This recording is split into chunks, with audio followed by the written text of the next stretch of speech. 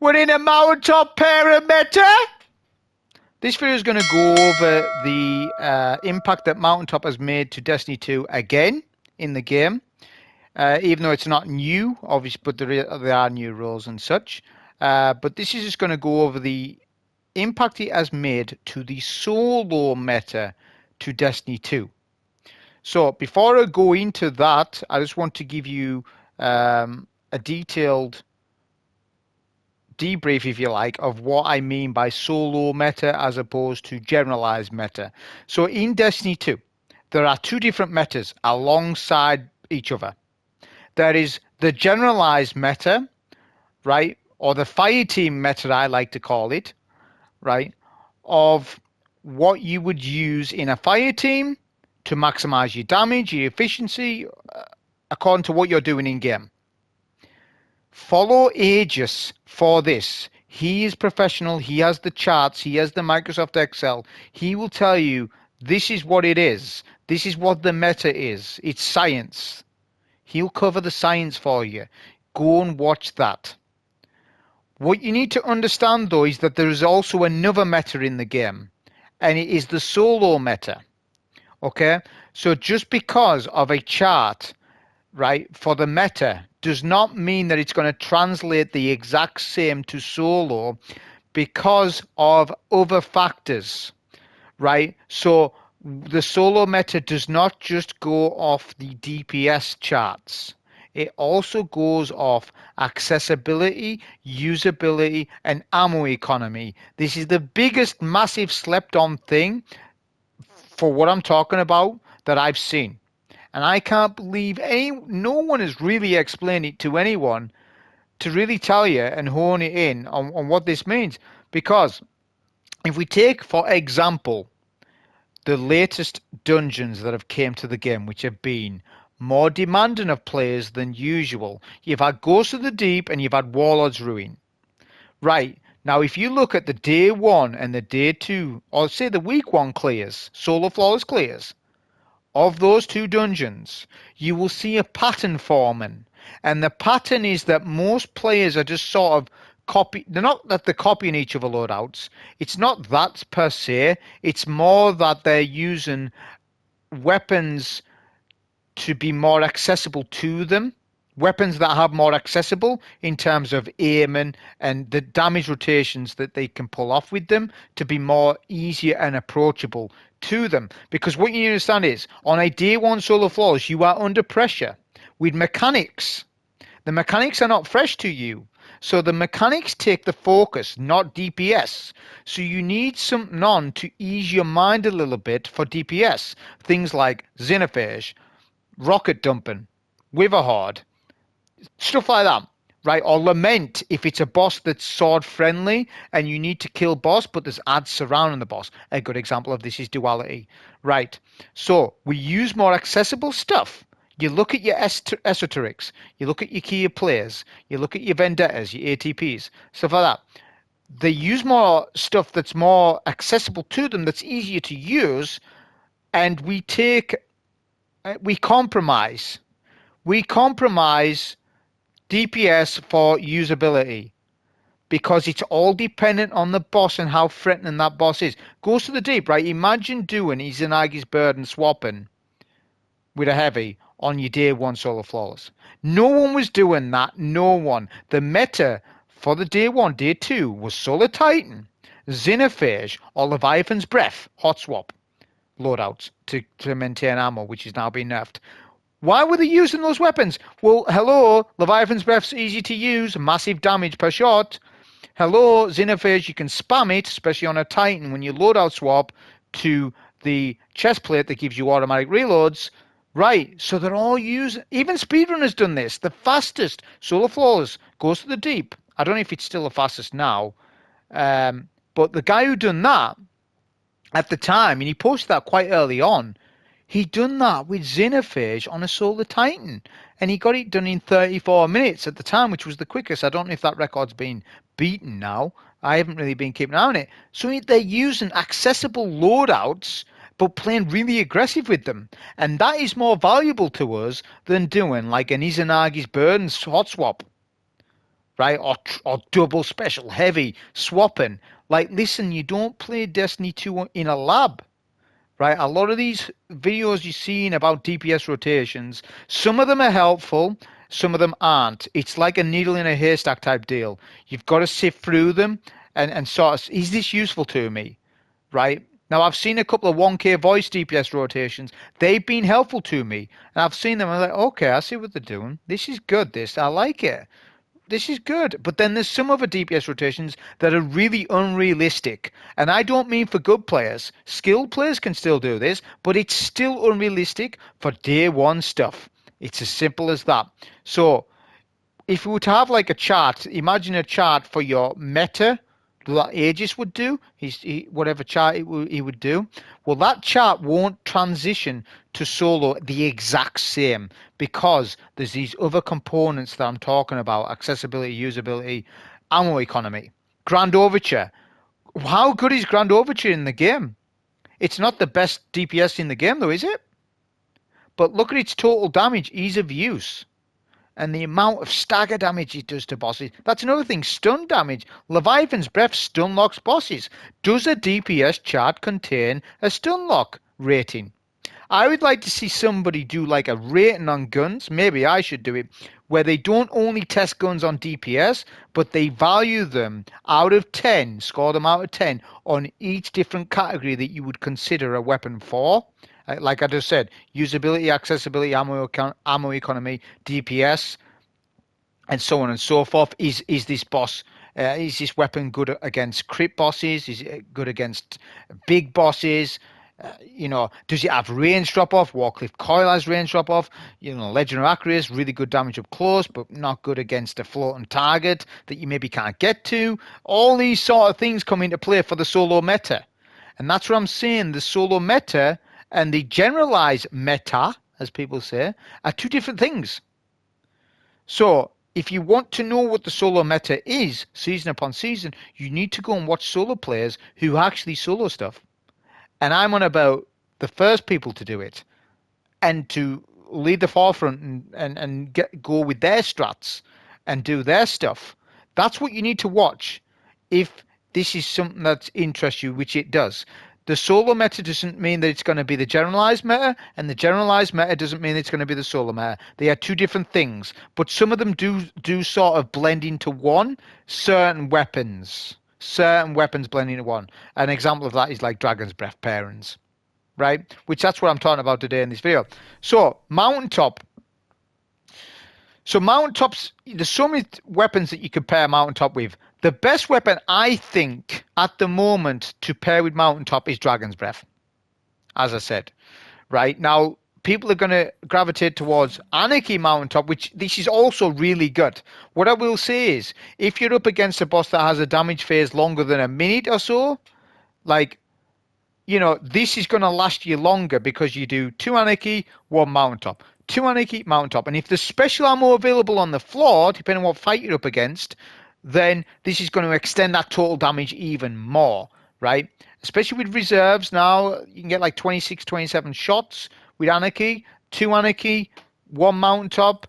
You're gonna go on forever with that. Not forever, but for ages, right? Whereas with Dragon's Breath, it's not going to go as long with that total damage, but no damage. There's not many bosses now that are a minute long, or even 2 minutes for that matter. There isn't. There isn't like DPS rotations like that. The reason for that is because Bungie has, over the years, slightly nerfed us. Well, they're not nerfing us, but they are kind of, because what they know what we're capable of. So what they're doing now with a lot of dungeons is either shortening the damage window or massively bumping the boss's HP up. Massive, like Ghost of the Deep. 11, 12 million HP almost on the Ghost of the Deep final boss. Why is this? Because they know what we're capable of. This is a problem, though, because players who can't pull off damage rotations suffer greatly, because then you're looking at a 6-phase solo or even 7-phase for some of you, right? For players who aren't an advocate of this solo style of play, so they suffer because of it. But there needs to be some aspirational content in the game, so I would argue that back to you. So there's two sides to the story with that. So that's what I'm saying. Mountaintop with Dragon's Breath generally is better than Anarchy. Only slight, like we're in a solo season. We're in a solo season with solo mods, so things are gonna, slightly change over time. But Anarchy did get a buff. But I think overall, Dragon's Breath with its auto loading, because it does auto load, is slightly better than the Anarchy Mountaintop loadout.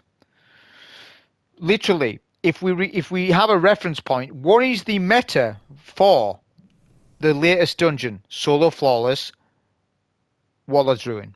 The meta for that, solo meta. Remember, I'm saying solo meta. So if you won't watch your best solo players, what were they using on their initial clears? They were using this scatter signal with this exact role, enhance overflow, enhance control burst, and a dragon's breath. To auto-load the dragon's breath, then swap to a high-powered special weapon. That is the meta for solo gameplay up against tanky bosses, hands down.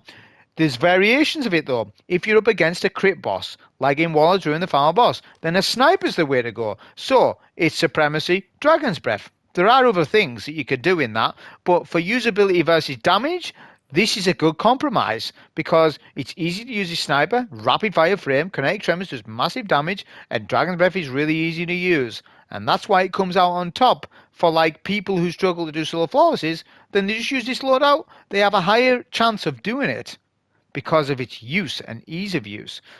Like on a lot of your day one and day two so far as close to Waller's Ruin, a lot of people were using Dragon's Breath. Some people did use Sunshot because they thought they needed Sunshot to stay alive, and that wasn't the case. A good solar primary would have done you. Now, I'm not saying Tyranny of Heaven. Well, Tyranny of Heaven is kind of in the meta at the moment, actually. But like, I'm not saying categorically it's the best energy weapon in the game. I'm just saying that, don't disregard this. I'm talking more about the special weapon. But notice this loadout that I'm talking about. Notice they didn't use double special heavy. So that isn't the meta either. That's only related to one particular build or a few that can spam abilities, right? To then have the ammo for DPS. If you run double special heavy on a new dungeon, good luck with that. You're not going to have ammo for damage when you need it because you're going to be bamboozled by the new mechanics. You're going to be using ammo inefficient because we all do on a new dungeon because we're obviously going to get one in final shape. So this is not the meta. You go and look at all the best players and go and look at their first clear of every dungeon, and you will notice, generally speaking, since the double special nerf, they don't run double special. That strat comes on afterwards once dungeon is being learned, and then they go on some build like Arc Strider, Assassin's Call, punch everything. That's fine because they can punch and kill everything, and then they have enough ammo to do a triple weapon DPS rotation with double special heavy. They are allowed to do that then. But on your day ones when stuff's hard, they ain't doing that.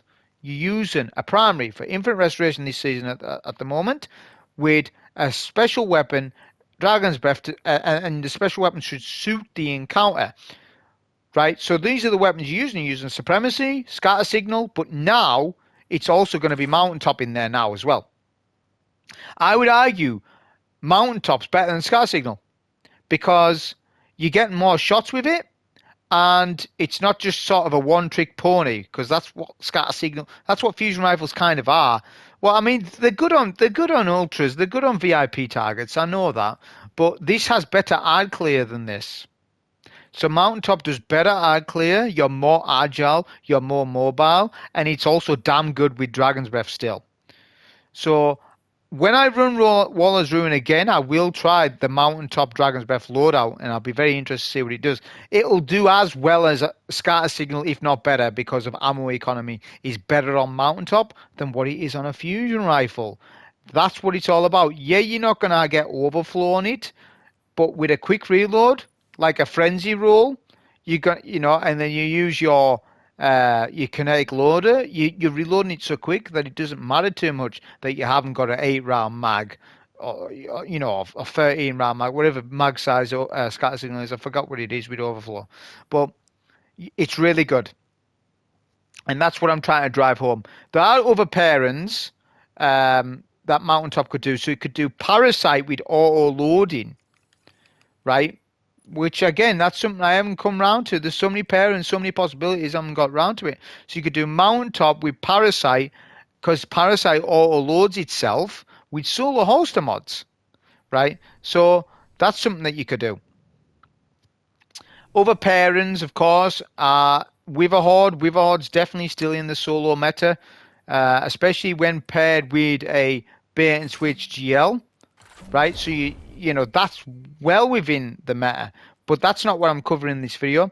So the clips coming up, you're gonna see me use, which I didn't have to say a lot of time for this, but the clips that you're gonna see is a Frenzy Mountaintop with Anarchy and us using Mountaintop as a damn shotgun substitute.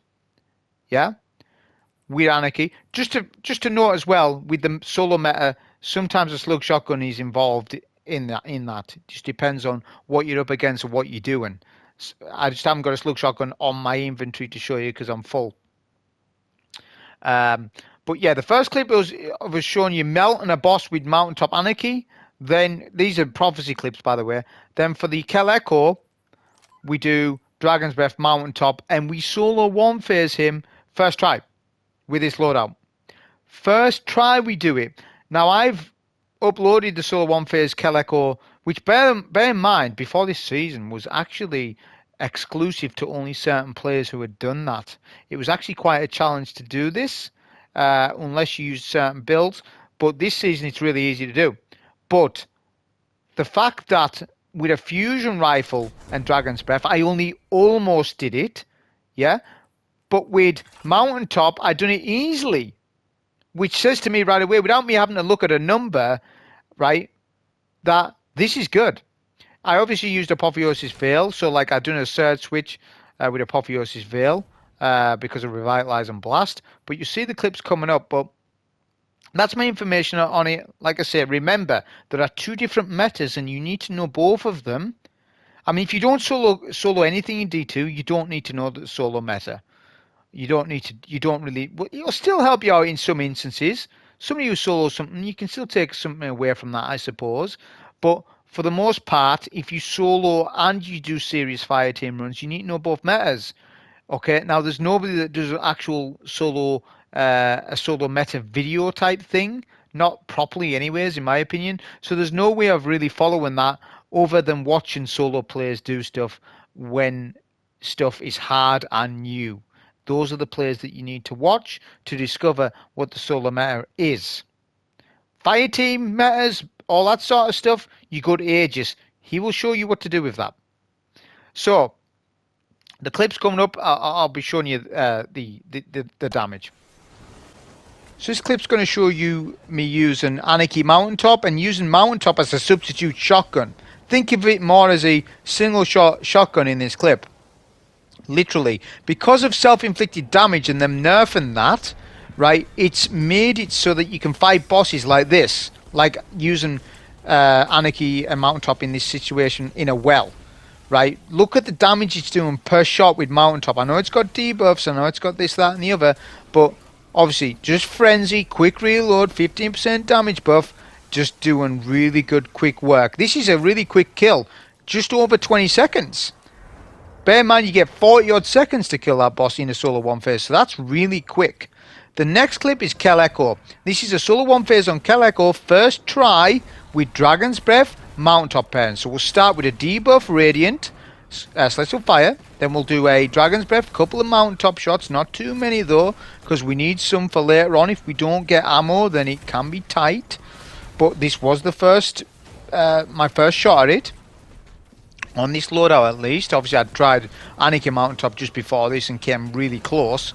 But I thought, you know what, let's see what this is like instead. And this is actually, like I say, slightly better. So we'll keep doing our Mountaintop. We can obviously use it as a versatile weapon. This is a prime example of why like Mountaintop can be used in damage situations and against critical moments, snipers and stuff. I know it's not that critical right now because we've power crept Prophecy, but still. Like if I was in a day one thing, this would kill an ad that I'm under level by Mountaintop. It would one shot a red bar, which you would hope so, but it's really good that it will do that. So, yeah, we'll keep doing the Dragon's Breath auto-loading. We've got 7 shots left. We've got a super... The boss is at half HP, so just pay attention to the damage that we end up doing right now here. So we'll get a debuff nade first, fusion nade. Then the ability spam a little bit with a Dragon's Breath shot. We've got plenty of ammo still left for Mountaintop. This is the power of it. We'll avoid that teleport. Obviously, you have to if you want to solo one phase. Like I said, this was my first go. This just proves to me, I don't care if it doesn't prove to you too much, but it proved to me that, okay, the next dungeon situation that comes out, Mountaintop is in my inventory, ready to swap to. This was a solo one phase, by the way. The boss, when you get the boss to 5%, this has been like it since the dungeon launched, will die because it takes an increased tick damage. It's a small bug, but that's still a solo one phase. Really easy to do. Honestly, Mountaintop's just class at the moment. Come up with some ideas yourself on what Mountaintop pairings you want to do, because I wouldn't say no to any of them. If you want to pair it with Sleeper, do it. For those longer damage phases, if you want to try Parasite out with Outlaw and Holster and then Mountaintop involved with that, definitely do that as well. That was the video on this. Hope you enjoy. Thank you.